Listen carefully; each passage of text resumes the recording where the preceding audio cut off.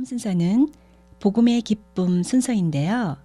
프란체스코 교황님의 현대 세계의 복음 선포에 관한 권고문 복음의 기쁨에 관하여 이 시간 조민현 요셉 신부께서 함께 하십니다. 가톨릭 방송 애청자 여러분 안녕하십니까? 저는 뉴저지 마이클 성당의 조민현 요셉 신부입니다. 여러분과 함께하는 복음의 기쁨, 프란치스코 교황님의 복음의 기쁨을 나누는 시간입니다. 복음을 전해야 한다. 선교를 제일 중요하게 여겨야 한다.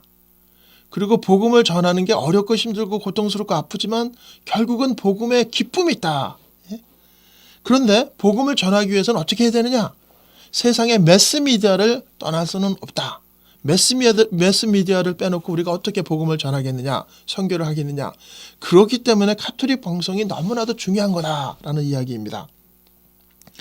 그리고 복음이 아무리 아름답고 중요하고 진리라고 하지만 세상 사람들이 그냥 저절로 이해하는 건 아니다.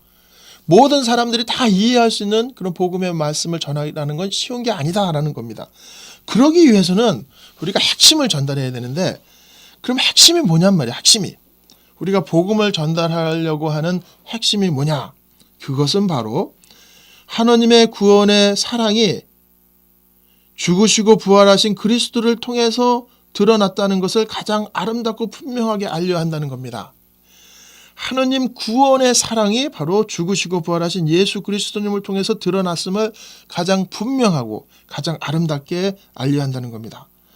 천주교에서는 우리는 진리도 등급이 있다 그래요. 그래서 hierarchy of truth. 토마스 카이너스 성인께서 말씀하신 건데 진리에도 이렇게 피라미드처럼 단계와 등급이 있는 거죠. 그래서 갈라디아서 5장 6절에서 말씀하신 것처럼 가장 중요한 진리는 뭐냐 하면은 사랑을 통해서 드러나는 신앙이다. 사랑을 통해서 드러나는 신앙이 가장 중요한 진리라는 게 사랑을 통해서 드러나는 신앙. 사랑과 신앙은 결국 다른 게 아니에요. 사랑을 통해서 드러나는 신앙. 그래서 하나님의 구원의 사랑이 죽으시고 부활하신 예수 그리스도님을 통해서 드러났다는 것은 바로 사랑을 통해 드러나는 신앙입니다. 그래서 가장 중요한 진리가 뭐냐? 예수 그리스도께서 주시는 이 새 법은 헌법이 아니라 이 새 법은 사랑을 통해 드러나는 신앙으로 나타나는 성령님의 은총이라는 거예요. 성령님의 은총. 그래서 가장 아름다운 법은 뭐냐? 가장 아름다운 법은 바로 자비라는 겁니다. 자비. 세상의 모든 다른 덕목들이 얼마나 많아요? 우리가 얼마나 덕목이 많습니까? 근데 이 모든 덕목은 바로 이와 같은 자비를 통해서 드러난다는 겁니다. 자비가 빠지면 다른 모든 것도 한마디로 꽝이라는 거예요. 꽝. 자비가 빠지면 다른 어느 것도 성립될 수가 없는 겁니다. 그래서 무엇보다도 복음은 우리를 구원하시는 하나님의 사랑에 응답을 하고 또 다른 형제 자매들 안에서 역사하시고 활동하시는 하나님을 알아보고 우리만이 아니라 다른 이들의 선함과 아름다움을 찾아내는 데 있다라는 겁니다. 우리 천주교에서만이 아니라 다른 형제 자매들, 심지어는 우리하고 종교가 다를지라도 다른 형제 자매들 안에서도 활동하시는 하나님의 아름다우심을 찾아내야 된다는 거예요. 그래서 우리 교황님께서 얼마나 자주 유태인들을 만나고 이슬람인들을 만나고 타종교인들을 만나고 다른 형제 자매들 속에서도 역사하시는 하나님의 아름다움과 사랑을 발견해야 된다는 것이 바로 교황님의 말씀입니다.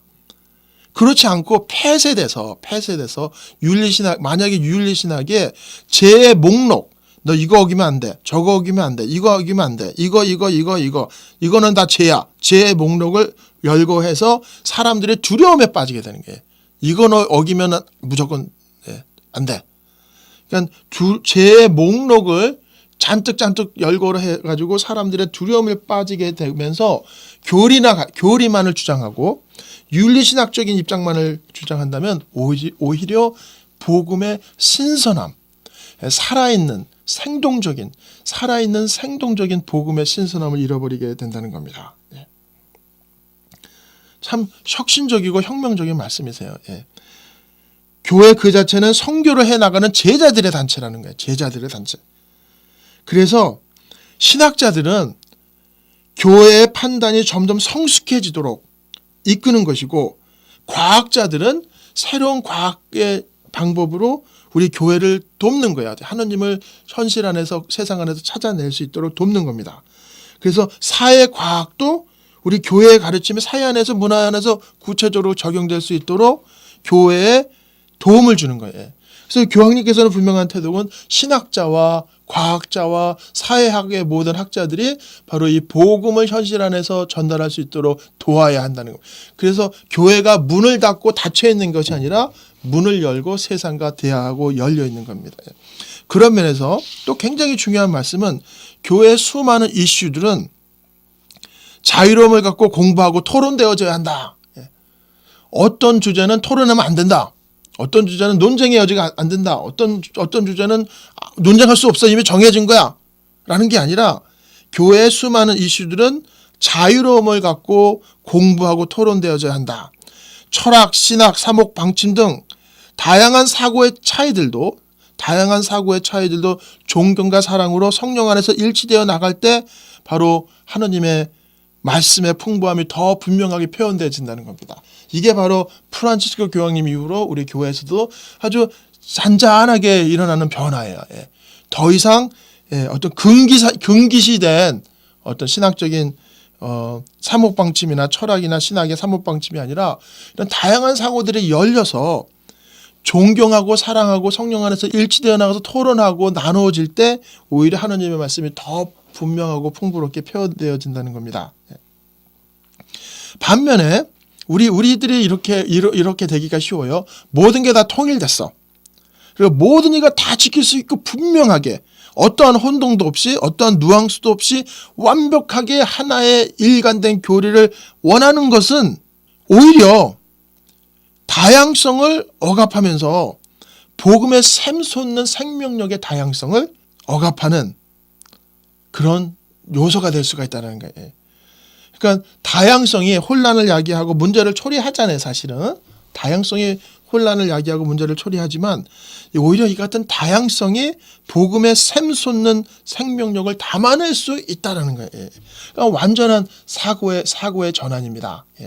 그래서 모든 게 통일되고 모든 게 일치되고 모든 것이 분명하는, 어떠한 혼란도 없고 어떠한 누앙스도 없는 완벽히 하나된 일관된 교리를 주장하는 게 아니라, 오히려 혼란을 야기하고 문제를 일으킬 것 같아 보이지만 이런 다양성을 존중하고 사랑으로 일치하는 것이 바로 오히려 복음의 샘솟는 생명력을 드러내고 발전시키는, 성장시키는 요소가 된다는 겁니다. 세상이 너무 빨리 바뀌니까, 세상이 얼마나 빨리 바뀝니까? 지금 세상이 얼마나 빨리 바뀝니까? 그러니까 문을 닫고 어떤 고정화되고 확정화된 그런 교회 체제가 아니라, 항상 새롭게 복음을 선포하려고 끊임없이 불변하는 진리를 현실 안에 담아내려고 노력해야 되는 겁니다. 진리는 변하지 않지만 그 진리를 표현하는 것은 항상 새롭게 돼야 된다는 거예요. 신앙은 우리한테 전달된 불변의 진리지만 그것을 현대에 맞게 표현하는 것은 항상 새로운 도전이에요. 그리고 신앙의 표현은 여러 가지 형태를 취할 수 있다는 걸 항상 잊어서는 안 되는 겁니다. 그래서 이 복음의 기쁨을 다루시는 그 교황님의 입장과 태도는 너무너무 분명한 것 같아요. 다양성을 존중하고 사랑과 일치 속에서 서로 성령 안에서 일치하는 그런 대화하는, 오히려 다른 형제 자매들 속에서 역사하시는 하나님의 아름다움을 발견하는, 이렇게 열려있는 교회의 모습을 원하시는 게 바로 교황님의 복음의 기쁨이 아닌가라고 생각합니다. 참, 이 프란치스코 교황님께서 우리 교회 안에 혁명을 일으키시는 새로운 바람을, 새신의 바람을 일으키시는 새로운 전환, 사고의 전환을 일으키시는 교황님이 아니신가 생각을 합니다.